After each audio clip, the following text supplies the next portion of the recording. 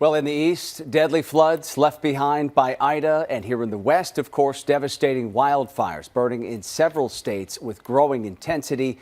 From coast to coast, flooding and flames wreaking havoc and shining a bright light on our climate crisis. For more, we're joined now by Andreas Karelas, Executive Director of RE-volv, a San Francisco-based organization that promotes renewable energy. He's also the author of a new book called Climate Courage. Andreas, I appreciate you taking the time today. Climate change, I think, for many of us always feels like something that's off in the distance, something we will have to deal with in the future. But we see these intense storms, the fires here on the West Coast. Are we now living in our new reality? We are, and it's really sad to see. I often say that, you don't have to be a meteorologist to tell that it's raining outside, and you don't need to be a climate scientist to tell that climate change is here. We've known about the reality of climate change for over 50 years. Scientists have predicted that these were going to be the exact types of situations that we were going to see, and now we're seeing it with our own eyes. Every American can look out the window or look on the news and see what's happening. The West is on fire. The East is underwater. The South is being pummeled by storms. And so this is the reality that we are aware of.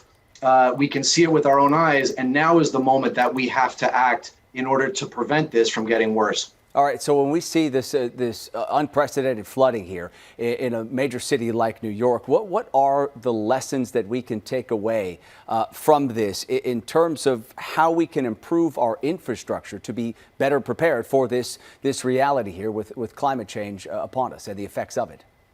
Absolutely. Well, one of the things that they say when it comes to climate change is that it's sort of a combination of mitigation plus adaptation is equals suffering. So the more that we can mitigate, meaning the faster that we can move off of fossil fuels and onto clean energy, and the faster that we can adapt our infrastructure, as you mentioned, the less suffering we will have. So we have to work on mitigating the problem, which means switching to clean energy, and we have to work on updating our infrastructure to deal with the reality that we know is going to continue to get worse every year. All right, so obviously I'm sure you've talked a lot about the recent landmark report from the UN, talking about how global warming is happening much faster than scientists had even expected it would or previously thought it would, and really that the window to act is closing rapidly here if we want to try to prevent even more severe effects from climate change. Ideally, we need to reach net zero carbon emissions by the year 2050. Do you really think, as you look at where we are, is that feasible, and how do we get there? Yes, and this is I'm glad you brought that up, and this is a very important message, is that it is feasible. We very much can switch to clean energy and get to net zero even sooner than 2050.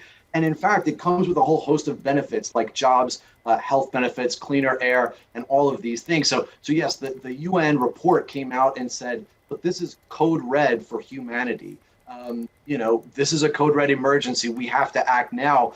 Really, the next decade is the window with which the UN report said we have to quadruple the amount of renewable energy deployed around the planet, which means we need to triple the amount of dollars invested in clean energy. Now, thankfully, the Biden administration, through the infrastructure package that's being worked on now, plans to do just that. It plans to get us to 100% clean electricity by 2035, and it plans to get us to net zero by 2050. So those are the main levers that we have, and we in America can be a leader around the world if we demonstrate our commitment to getting to clean electricity by 2035, which, by the way, 85% of Americans are in favor of. That's going to be a signal to the markets, and that's going to help drive clean energy adoption and climate change solutions around the world.